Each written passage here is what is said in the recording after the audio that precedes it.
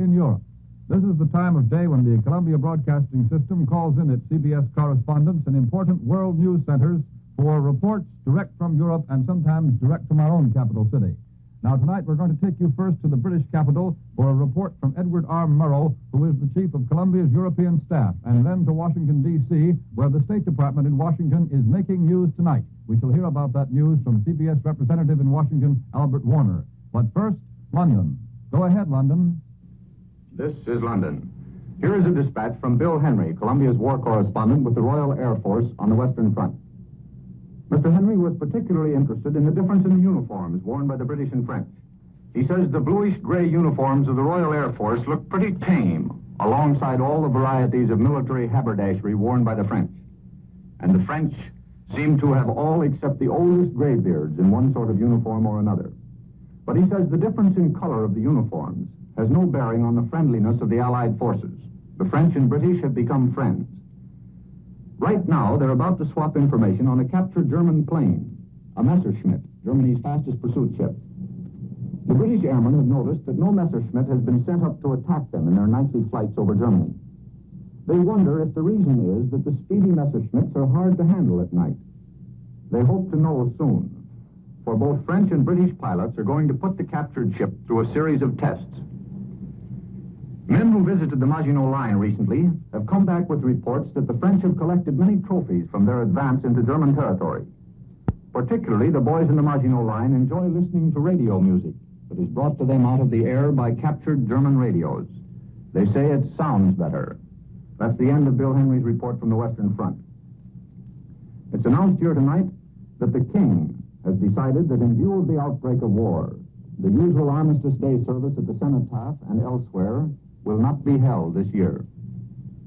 In view of the risk of confusion with the air raid warning signals, it will not be possible to signal a 2-minute silence as in previous years. November 11th, however, will be observed as Poppy Day by the British Legion. It is officially announced here tonight that an agreement for the exchange of Russian timber for certain quantities of British rubber and tin was today concluded between Britain and the Soviet Union.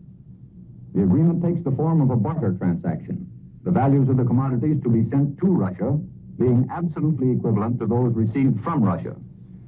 According to the Press Association, many members of Parliament feel that this move will create astonishment and probably annoyance in Germany and will have important effects in other countries. Yesterday, I spent several hours in one of the largest arms and munitions plants in Britain. A munitions plant is a place where the instruments used for large-scale killing are made. I like to see highly skilled workmen handling precision tools and heavy machinery, but I'm not certain that I enjoyed yesterday's experience. I'll tell you a few of the things I saw and see what you think of it. The place was big, miles of it, dusty, smoke-grimed buildings. One gate was as fine a combination of wrought iron and hammered brass as I've ever seen. That gate was made by skilled workmen during the dull days about 75 years ago, when the world had grown tired of fighting. I liked that gate.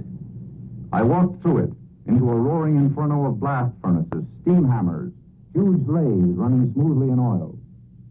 And above all was a dull hum like a distant airplane. And that noise was broken by the dull thump of big presses stamping out shining round pieces of brass about the size of a pie plate. Little stamps chattered away, turning out smaller pieces of brass, some of them not as large as a 50-cent piece. Those pieces of brass were then hammered, heated, shaped, and polished, until they came spilling out of a machine like golden wheat from a threshing machine. Shell cases. They were trundled away in big bins, each shell to be weighed, measured, and inspected. Complicated machines rejected the faulty ones. We played a game, putting the faulty shell case into that machine, watching it slide along under a glass cover. Each time the machine threw it into the discard. The perfect ones went out on big trays to an unknown destination. I saw them making the bullets, too. Aluminum jackets over a lead core. Each one has its own individual aluminum tip. That makes for better ballistics. Helps hold them straight on the trip from the gun muzzle to the target. There was a whole battery of lathes turning out the steel core used in armor-piercing shells. Big shell cases, nearly as tall as a man, stood along the walls. In one building, there seemed to be acres of trench mortar bombs. They looked like small 9-pins. In still another building, I saw the long, sleek barrels of the big guns. Some of them were still being bored. Elderly men with magnifying glasses watching every turn of the delicate machinery cutting the rifles and lands that twist the shell in flight. I talked with one of them. He patted that big gun barrel, made of the best steel produced in England, and he said, "She's coming on very nicely." As I walked into one shed, the colonel who was taking me around said, "Here's a nice little machine." It really wasn't one machine, but four. 4 heavy-caliber machine guns mounted together in line. They're for use against low-flying planes and are fired simultaneously. I spun the elevating wheel. The action was as smooth and easy as a sewing machine. The whole thing was beautifully finished, no rough edges. The color scheme was black and gray and gleaming steel. There were tremendous armor-piercing bombs, low, nasty little anti-tank guns mounted on wheels. I can't tell you how those guns fire, how fast or how far, but I can tell you that the gunner sits on a comfortable leather-covered seat. All the machines in that factory and the things they produce were interesting. But the men and boys interested me more. They seemed to be just the ordinary, calm, courteous, unhurried British workmen. There was no sense of tension, no atmosphere of excitement or haste. They might have been workers in a steel mill in Pittsburgh or an automobile factory in Detroit. In fact, one of them, hearing my American accent, pointed out to me one machine that had been bought in America years ago. "I don't suppose this place is quite as well organized, as neat and tidy as your American automobile factories," he said. "It's all sort of higgledy-piggledy. But you know, this place is old and has just sort of grown from one war to the next." As I left the plant, switch engines were pushing loaded flat cars about. There were no bills of lading on those flat cars. Well, that's what you'd have seen if you'd been with me yesterday. I wonder what you think of it. I return you now to Columbia in New York. And now, in a moment or two, we are going to switch you to Washington, D.C. to hear the news from Albert Warner. You know, a few moments ago, there was a report that Sweden and Norway, in concert with Finland, had suggested to the United States joint overtures to Soviet Russia against immoderate dealings with Finland. To hear more about that news, we take you now to Washington. There are indications here tonight that officials are thinking of some kind of a diplomatic move to advance American moral pressure against the conflict between Soviet Russia and Finland.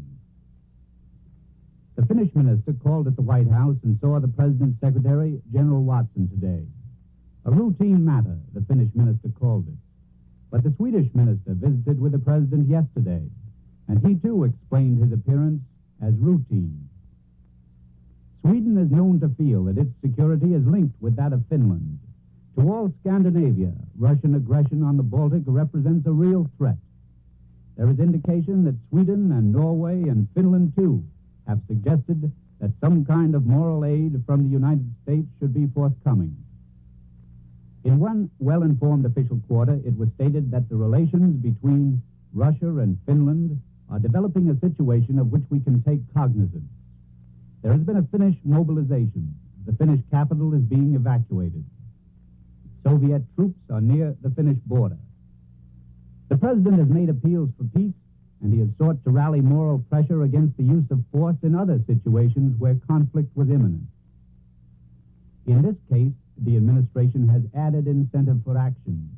The popularity here of a small, peaceful country, a threat to no one.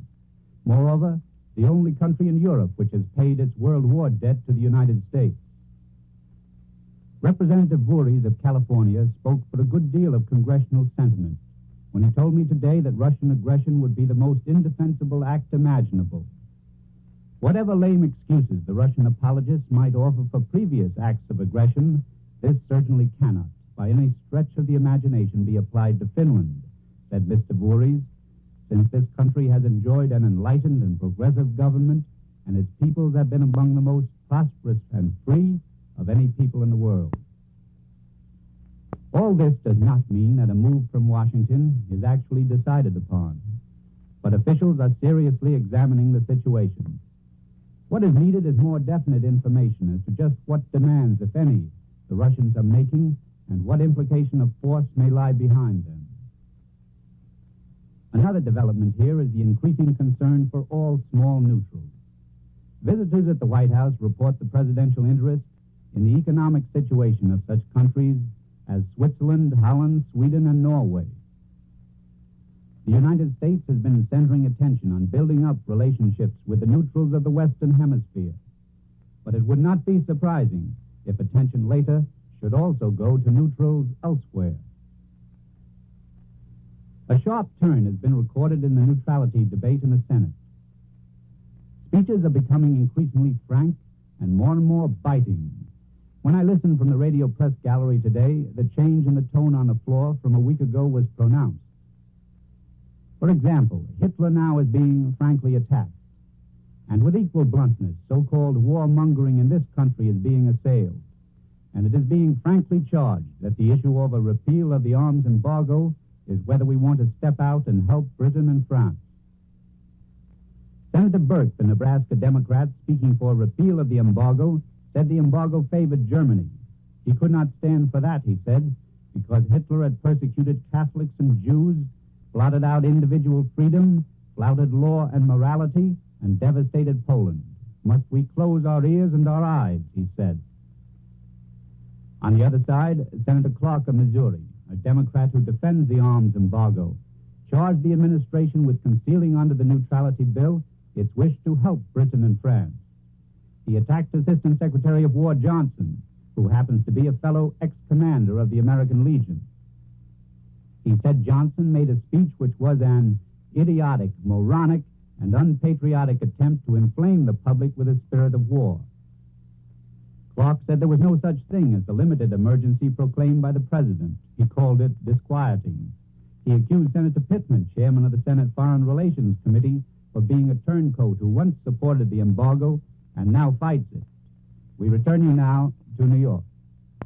And now in New York, let me tell you that the news from Rome tonight is that the inspired Italian press is continuing its bitter editorial campaign against Soviet Russia. That newspaper, owned by General Italo Balbo, says Italy never has lowered her anti-communist flag, and another paper assails the Russian establishment of Soviets in Polish territory. Let me remind you that at 8:55 p.m. Eastern Time, CBS presents the nightly broadcast of Elmer Davis and the news. This is the Columbia Broadcasting System.